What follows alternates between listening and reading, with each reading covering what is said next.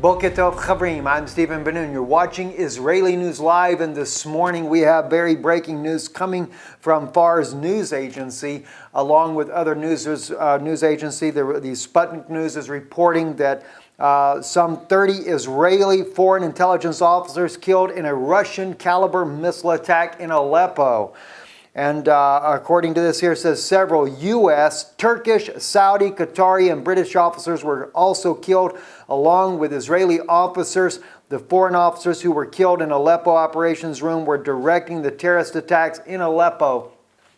Guys, this is very concerning that we're hearing this type of news coming out of Syria this morning, and it is also being very hush-hush in Western media. And the reason it is being hush-hush in Western media is because the question has to be asked, what are Israeli officers doing there? What are U.S. officers, Turkish, Saudi, Qatari, and British officers doing there? As I have stated all along, it is nothing but a false coup that happened in Turkey under Erdogan. I believe it was orchestrated by the United States along with President Erdogan in order to get Turkish military forces and boots on the ground there. And now we see that the U.S., the Turkish, the Saudis, the Qataris, the British, and the Israeli officers are all inside this secret place here, coordinating terror attacks inside of Syria.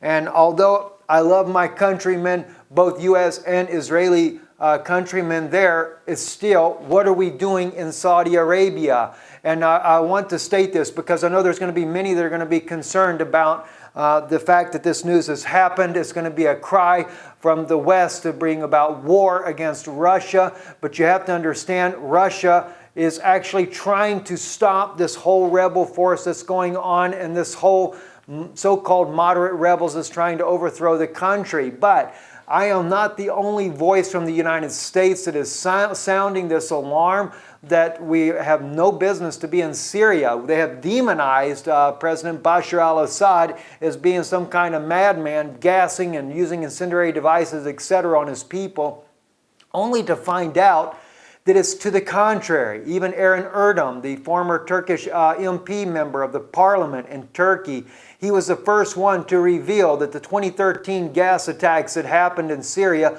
were never conducted by Bashar al-Assad, but it was coordinated with the West, smuggling in chemical weapons from Europe into Turkey, through Turkey, and Turkey's court turned a blind eye. They replaced the judges, everything, slipped in the chemical weapons, did the attack so that they could blame it on Bashar al-Assad.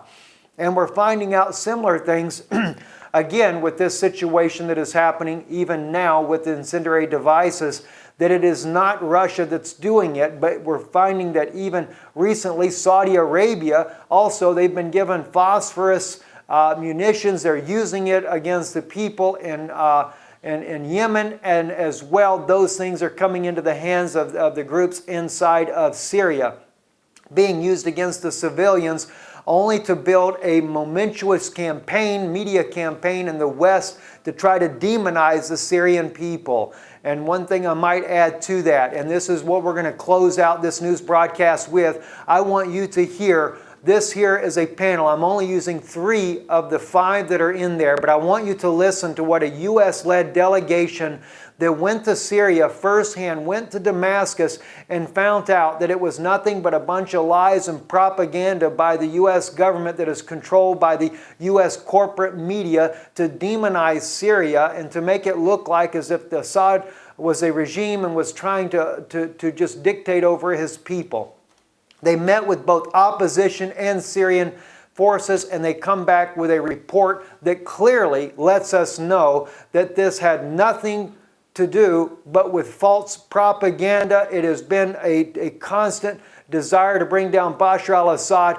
For what reason? There's other things we could go in on that, but right now we're trying to cover the breaking story here that yes, indeed, Russia has fired missiles, and there has been a tremendous loss of life, both U.S., Israeli, the Saudis, the Turkish, and Qatar. They are all involved in trying to crush this country down, and Russia finally is standing up and is going to bring that down. Now, I know many of my friends would say, are we looking at Ezekiel 38 as far as from a prophetic standpoint? We may be. Some have said Russia would be, the Ezekiel 30 would be Gog. I think it's personally America that is Gog, and this may be the one thing here that drags all of their armies inside of here to try to take Russia out.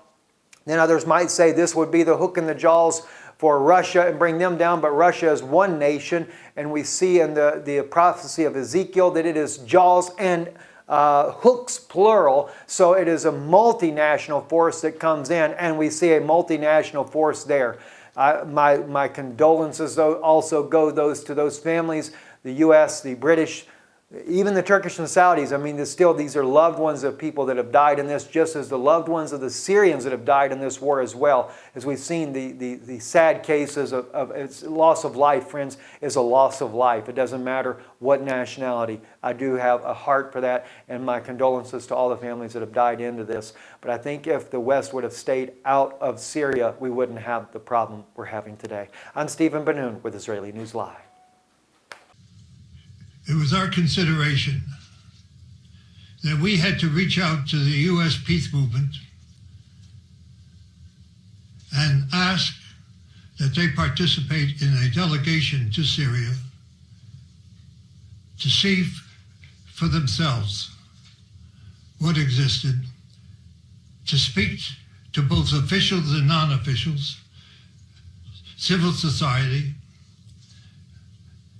to try to determine for themselves, independently, the situation in Syria and the road to peace. That is our responsibility.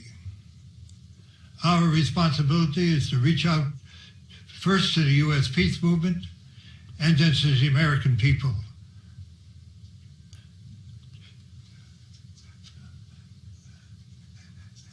The campaign to confuse the American people has been intense. And it is our purpose to try to bring some light, some understanding, which can perhaps lead to the American people demanding an end to the intervention and peace in Syria. What Alfred said is so true. We are fighting a mass of propaganda that has demonized the Syrian government, demonized its leaders, an effort that precedes every other intervention that the United States has made over the course of many, many decades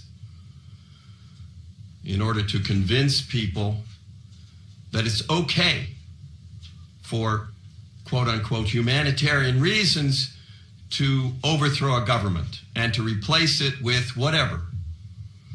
The United States prefers a government that is not independent, that is a willing participant in whatever U.S. policy is.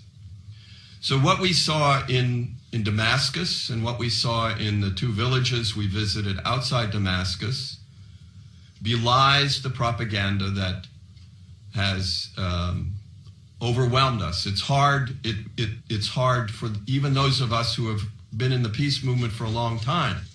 It's hard for us to ignore this propaganda. It is so well orchestrated. Work together, coming back in cooperation to try to bring the message and the truth back to the United States. As an American citizen, it is shameful for me to admit what my government is doing in the sovereign country of Syria. We have no right to impose these illegal sanctions.